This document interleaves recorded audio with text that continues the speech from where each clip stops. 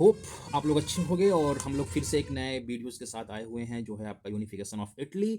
और unification of Italy को जानने के लिए हमें बहुत डीप में नहीं जाना है। 10th के लेवल पे कुछ इंपॉर्टेंट कीवर्ड्स और की पॉइंट्स को याद कर लोगे तो आपका काम हो जाएगा। फर्स्ट ऑफ ऑल मैं आपको की पॉइंट्स बता देता हूँ कि आपको ये स्टेप्स हैं जो आपको मेंशन करने ही होंगे आपके कोई मतलब एग्जाम में। अगर एक आध दो मिस भी हो गया तो still you will fetch 5 marks, ठीक है ना। तो हम शुरू करते हैं कैसे। आप शुरू करना यूँ कि इटली जो है वो 7 पार्ट्स में आपका सॉरी आपका 3 पार्ट्स में डिवाइडेड है। वो कौन कौन सा है बच्चों? North Italy, central Italy and south Italy, ठीक है। नॉर्थ, सेंट्रल एंड साउथ, इतनी बातें क्लियर हो गई। फिर आप ये मेंशन कर सकते हो कि यही इटली जो है जो 3 पार्ट्स में आपका डिवाइडेड था वो 7 स्टेट्स में डिवाइडेड है। सो उन 7 स्टेट्स के नामों को आप मेंशन कर देना। जैसे आपका है सर्डिनिया पिडमोंट जो काफ़ी इंपॉर्टेंट और वाइटल रोल प्ले करता है in the unification process of Italy. And फिर सेकेंड वन आप लिख सकते हो लोम्बार्डी एंड वेंसिया। देन फिर पार्मा है, टस्कनी है, मोडेना है। टोटल हो गए 5। एंड देन आपका 6 बचता है टू सिसली जिसमें आपका नेपल्स है, सिसली है, और लास्ट वन आपका आता है बच्चों पैपल स्टेट यानी रोम, ठीक है। ये मेंशन कर देना। फिर उसमें आपको आपको रिमेंबर करना है 4 पर्सन्स के नेम। ये काफ़ी इम्पॉर्टेंट है, ठीक है ना। सो फर्स्ट पर्सन का नाम आपको लिखना ही लिखना है, Giuseppe Mazzini, the one who wrote और made young Italy and young Europe, ठीक है। तो उन्होंने बनाया था यंग इटली। आपको मेनली फोकस करना है यंग इटली पे, यंग यूरोप पे मतलब फोकस नहीं करना है। सो आपको यंग इटली, ठीक है। फिर आपको याद रखना है आपको नाम याद रखना है जुस्पी गैरिबाल्डी का, जिन्होंने फॉर्म किया था आपका रेडाओमी, और फिर या फिर रेड सॉर्ट बोलते हैं कुछ लोग।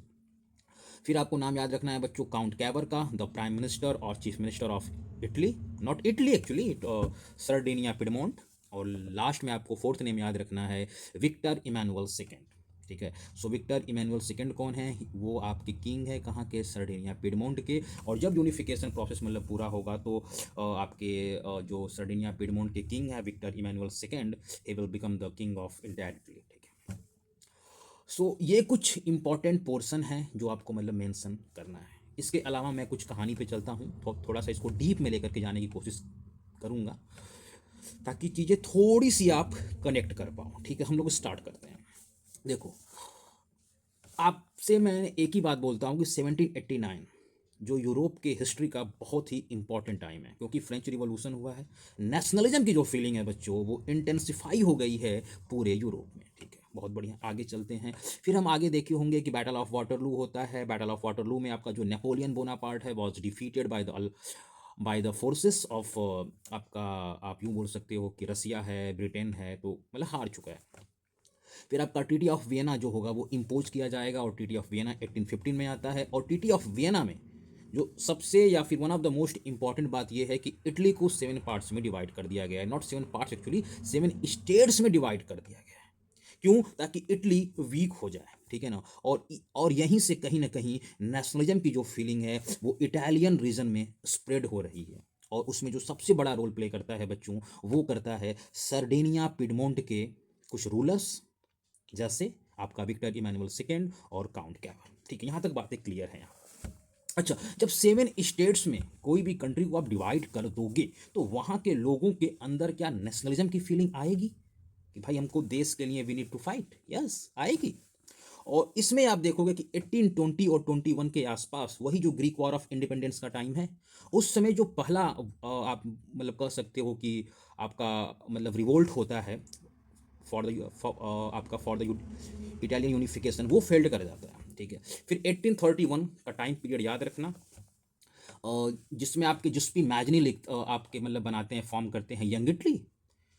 तो यंग इटली क्यों था? क्योंकि यंग पीपल जितने भी हैं इटालियन रीजन के वो सारे एक एक साथ आए और उनके अंदर नेशनलिज्म की फीलिंग बढ़ सके, ठीक है ना, ताकि सारे मिलकर के इटली को यूनाइट कर सके। इतनी सारी बातें तो होती हैं। उसके बाद आप देखोगे कि जो गैरिबाल्डी है जो फॉर्म्ड करते हैं रेड आर्मी को, वो जिस्पी मैजनी के मतलब वो जिस्पी मैजनी को आप यूँ बोल सकते हो कि उनसे काफ़ी अट्रैक्टेड है, ठीक है ना। कौन? आपकी आपकी गैरिबाल्डी। तो कुछ आप यूँ बोल सकते हो कि जैसे जो गैरिबाल्डी हैं वो जिस्पी मैजनी के मतलब द्वारा लिखी हुई बातों को मतलब पढ़ते हैं। तो कुछ यूँ है कि मतलब किताबें बहुत सी पढ़ी होंगी तुमने, बता मेरे चेहरे पर क्या क्या लिखा है। यानी जिसपी इमेजिनी फेल्ड हो चुके हैं, बट स्टिल जिसपी इमेजिनी बताते हैं कि तुमने मेरी किताबें बहुत सारी पढ़ ली गैरिबाल्डी, लेकिन गैरिबाल्डी ये बताओ कि मेरे फेस पे क्या लिखा हुआ है। तो उनके फेस पे लिखा हुआ था कि वन डे हमको इटली को यूनिफाई करना है। तो वो जो आपके अंदर क्या बोल सकते हैं कि गैरिबाल्डी के अंदर वो जो मिलिट्री वाली जो मतलब जोश थी, जो मतलब आर्म्ड फोर्सेस वाली जो जोश थी, वो ख़त्म नहीं होती है, क्योंकि वो फेल्ड होते हैं बीच बीच में, बट स्टिल उनके अंदर ये था कि हमको इटली को कैसे भी करके यूनिफाई करना है। ठीक है, सारी चीज़ें ये मतलब चल रही होती हैं बच्चों। फिर मैंने एक आपको ईयर बताया था 1848, वो यूरोप के मतलब पूरे यूरोप का वो one of the most important year बोल सकते हो, क्योंकि इसी समय जो आपके फ्रांस के क्या बोल सकते हैं कि किंग है वो चेंज होते हैं। Napoleon third will become the king of France. ठीक है, और फिर आपने देखा होगा कि Frankfurt parliament was made in Germany, not in Germany, मतलब उस पूरे रीजन की बात कर रहे हैं।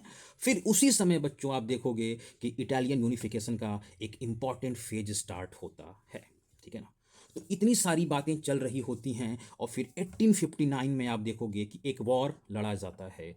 ठीक है ना, इस वॉर में आप देखोगे कि जो आपका सर्डिनिया पिडमोंट है वो ऑस्ट्रिया को डिफीट कर दिया है और लोम्बार्डी को कैप्चर कर लेता है, नॉट वेंसिया। याद रखना बच्चों, 1859 का वो टाइम है जब लोम्बार्डी को कैप्चर कर लेता है सर्डिनिया पिडमोंट। यानी इटालियन यूनिफिकेशन के प्रोसेस में तीन स्टेट, सॉरी दो स्टेट आ चुके हैं, एक आपका सर्डिनिया पिडमोंट भी है और एक आपका जो आधा पार्ट मिल गया कौन सा, लोम्बार्डी। फिर 1860s में जो आपका पीएम है काउंट केवर, वो अपने डिप्लोमेटिक माइंड को यूज करता है और किसी तरह टस्कनी, मोडेना और आपके पार्मा को इंक्लूड कर लेता है, कहाँ पे, आपकी इटली में। ठीक है ना, और इसमें जो सबसे बड़ा जो रोल प्ले करता है वो बच्चों काउंट कैवर करता है, क्योंकि कहीं ना कहीं ये जो तीनों स्टेट्स थे वो ऑस्ट्रियन के ऑस्ट्रियन, सॉरी, वो जो आपका ऑस्ट्रिया का जो हैबसबर्ग एम्पायर है उसके कंट्रोल में है, डायरेक्टली और इनडायरेक्टली। इतनी बातें हो गई बच्चों, 1860s तक हो गया। फिर 1860s का ही वो टाइम है बच्चों जब गैरिबाल्डी जो है आपका जिनोवा में, यानी सर्डिनिया पिडमोंट में एक पोर्ट है जिसका नाम है जिनोवा, और जिनोवा में वो रहता है कौन, गैरिबाल्डी।